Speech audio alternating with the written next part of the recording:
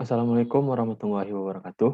Perkenalkan, nama saya Muhammad Naufal Faras dengan NIM F1E1200055 akan mempresentasikan tugas UTS saya yang akan saya presentasikan melalui video, dan mata kuliah ini diampu oleh Ibu Reni Aryani Eskom MSI. Selanjutnya kita lanjut ke halaman selanjutnya. Ya, di sini saya telah membuat daftar isi dari apa-apa saja yang ada di dalam tugas yang telah saya kerjakan ini.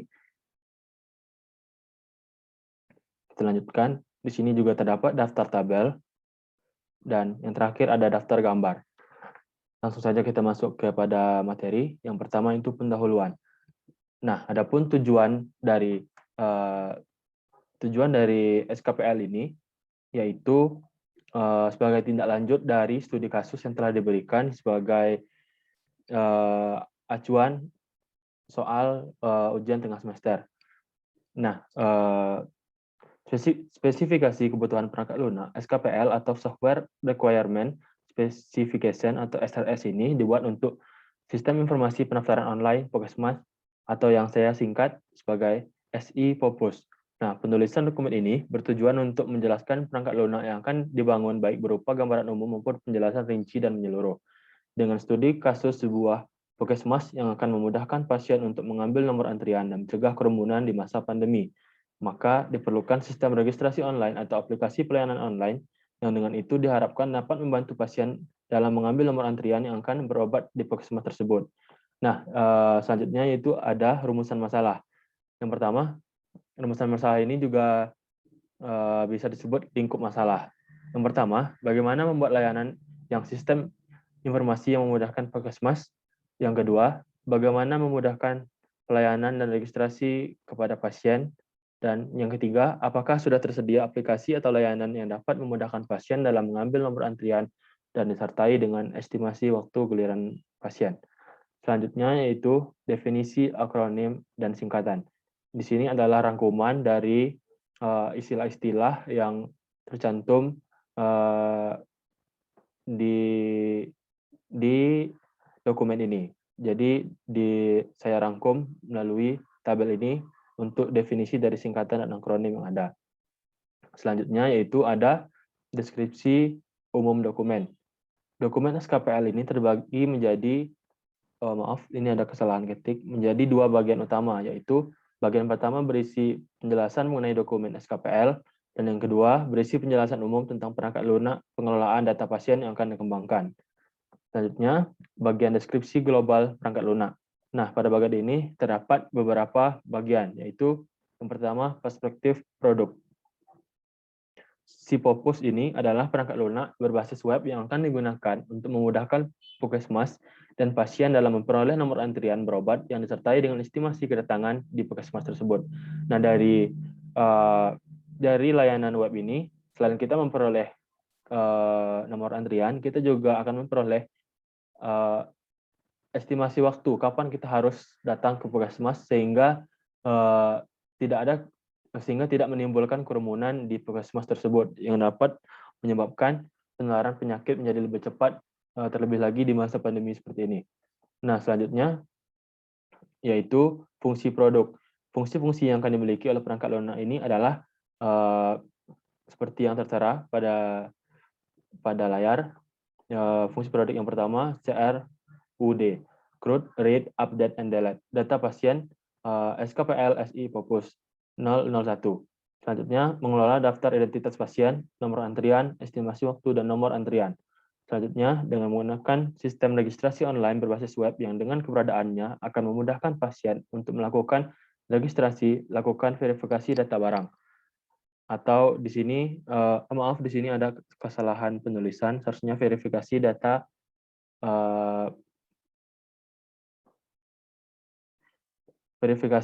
pendaftaran, maaf. Selanjutnya, memperoleh nomor antrian. Nah, selanjutnya, mengetahui estimasi waktu kedatangan pasien ke puskesmas yang dipilih dengan menggunakan komputer atau perangkat seluler. Selanjutnya, di sini ada tabel karakteristik pengguna. Di sini tercantum dua jenis pengguna layanan ini. Yang pertama itu admin untuk mengakses layanan website ini secara khusus, mengaksesnya dari dalam, seperti itu, untuk bisa mengelola dan mengolah kembali website ataupun layanan ini. Yang kedua itu pasien sebagai konsumen, sebagai orang yang menggunakan sistem registrasi atau pelayanan online ini yang dapat memudahkan sehingga pengambilan nomor antrian dan estimasi waktu menjadi lebih mudah untuk diketahui melalui layanan ini. Selanjutnya yaitu ada batasan-batasan. Batasan yang pertama yaitu sistem aplikasi pelayanan ini adalah sistem informasi berbasis online. Yang kedua untuk penggunaan database-nya saya menggunakan MySQL untuk database-nya dan kemudian pemrogramannya akan dibuat menggunakan PHP. Sistem bisa dijalankan pada sistem operasi Windows 7. Untuk sementara batasan-batasan ini hanya mencakup pada sistem operasi Windows dan belum mendukung untuk penggunaan sistem operasi di Linux. Selanjutnya ada asumsi dan ketergantungan. Pengoperasian software dapat dikatakan baik jika yang pertama, sistem operasi server menggunakan Windows. Yang kedua, sistem operasi workstation atau klien menggunakan Windows 7 atau yang lainnya. Yang ketiga, spesifikasi hardware lebih tinggi dibandingkan spesifikasi software yang akan digunakan nanti. Selanjutnya itu bagian deskripsi rinci kebutuhan perangkat lunak. Kebutuhan interface eksternal. Sistem informasi pendaftaran online Puskesmas atau yang saya singkat dengan SIPOPUS merupakan perangkat lunak berbasis web yang dalam pengoperasionalnya terdapat interaksi dengan perangkat lunak yang lain seperti user sebagai pengguna perangkat lunak. Perangkat keras, di mana perangkat lunak ini akan dijalankan oleh perangkat komunikasi yang saling berkomunikasi dalam jaringan internet. Yang kedua, yaitu interface pemakai. Interface pemakai akan dikembangkan berbasis sistem informasi online yang dibangun melalui HTML dan PHP. Selanjutnya, yaitu interface perangkat keras. Layanan ini dapat dijalankan di perangkat keras berupa komputer ataupun HP dan berkomunikasi dengan protokol HTTP atau HTTPS. Selanjutnya, interface perangkat lunak. Sistem informasi registrasi online Puskesmas atau SIPOPUS dibuat menggunakan bahasa PHP dan PHP MyAdmin dan MySQL sebagai database. Selanjutnya, interface komunikasi. Yang dibutuhkan dalam interface komunikasi adalah perangkat yang terhubung dengan jaringan internet menggunakan protokol Transmission Control Protocol atau Internet Protocol, yang biasa disingkat TCP atau IP. Selanjutnya di sini ada tabel yang berupa konteks diagram dari layanan SIPOPUS. Selanjutkan, di sini adalah tabel DFD level yang pertama. Dapat dilihat.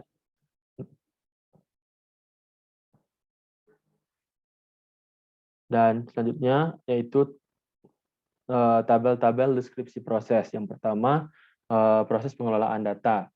Nah, proses pengelolaan data terdapat data pelayanan, data pendaftaran, dan setelahnya nomor antrian, daftar antrian, dan kelola data yang memuat info pendaftaran. Yaitu merupakan isi dari proses pengelolaan data. Yang selanjutnya yaitu proses login dan registrasi pasien yang tertera pada layar. Selanjutnya proses pendaftaran.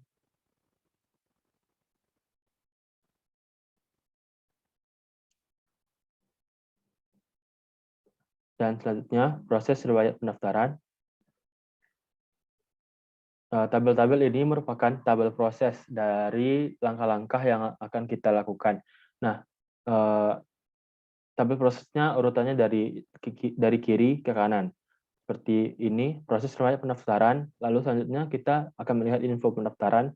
Dari info pendaftaran kita akan memperoleh data pasien, dan selanjutnya proses riwayat pendaftaran merupakan proses yang akan dapat dilihat oleh pasien setelah melakukan transaksi pembayaran. Nah, selanjutnya ada proses laporan. Dari proses laporan, kita akan memperoleh data daftar antrian, dan lalu kita memperoleh data antrian dan proses laporan data antrian. Selanjutnya yaitu ada tabel, ada gambar DFD level 2 yang merupakan pengelolaan data. Selanjutkan, ini adalah bagian deskripsi data atau kamus data.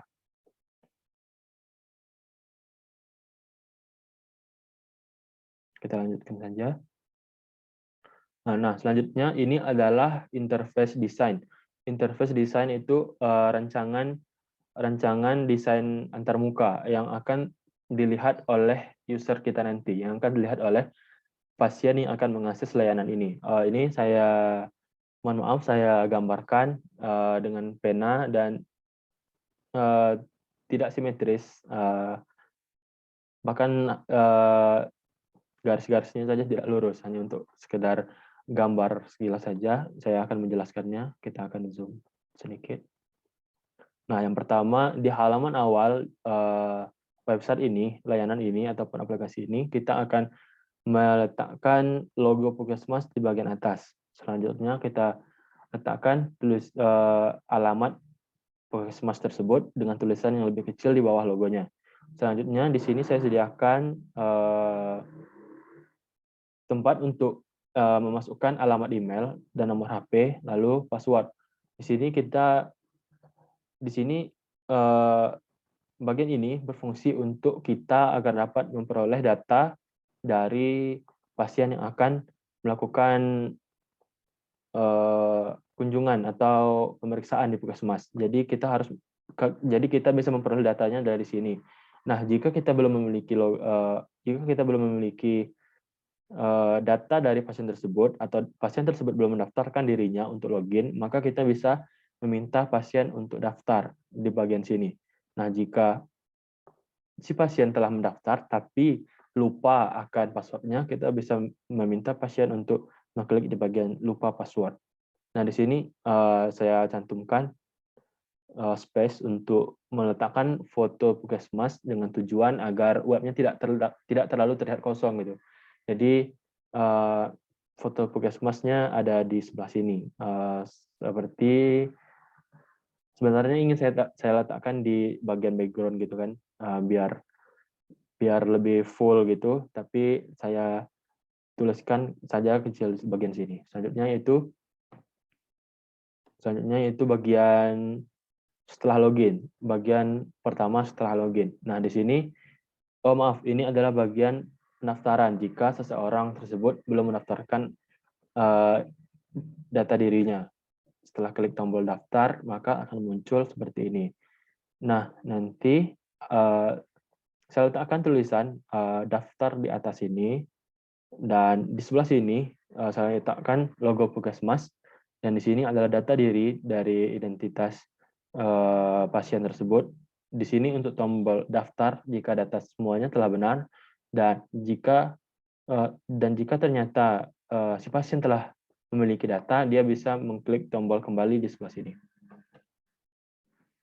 Selanjutnya yaitu jika seorang pasien telah mengklik tombol daftar ataupun telah mengklik tombol masuk di awal tadi, maka otomatis akan langsung diarahkan ke halaman pelayanan. Nah, di halaman pelayanan ini saya juga masih mencantumkan logo Puskesmas di sebelah kanan, lalu tanggal pelayanan.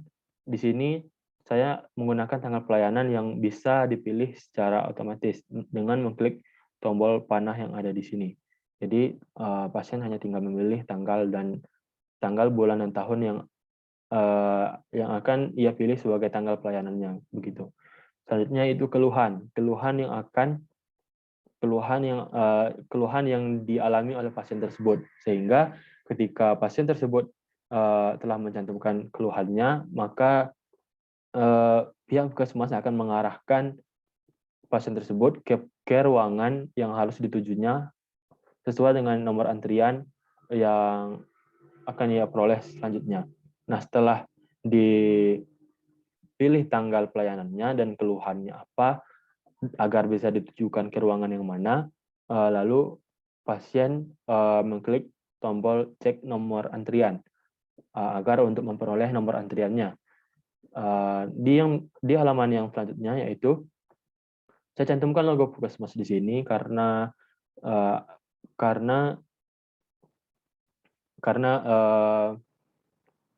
selanjutnya itu untuk hasil nomor antriannya. Hasil nomor antriannya saya cantumkan agak cukup besar di tengah dengan tulisan kamu memperoleh nomor antrian sekian. Di sini saya cantumkan 001. Nah, harap cek estimasi waktu kedatangan. Nah, setelah kita memperoleh nomor antrian, lalu kita bisa mengecek estimasi waktu kedatangan kita. Kapan kita harus datang ke puskesmas? Kapan pasien sebelum kita selesai untuk melaksanakan pemeriksaannya. Nah, selanjutnya kita klik halaman selanjutnya di sini.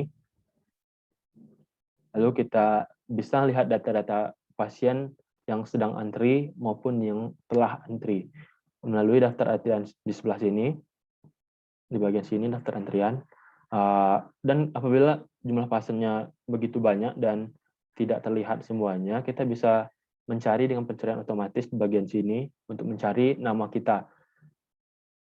Lalu kita akan menemukan nama kita di tabel-tabel ini.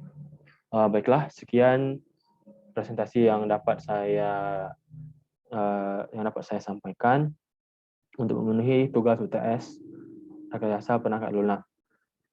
Terima kasih. Wassalamualaikum warahmatullahi wabarakatuh.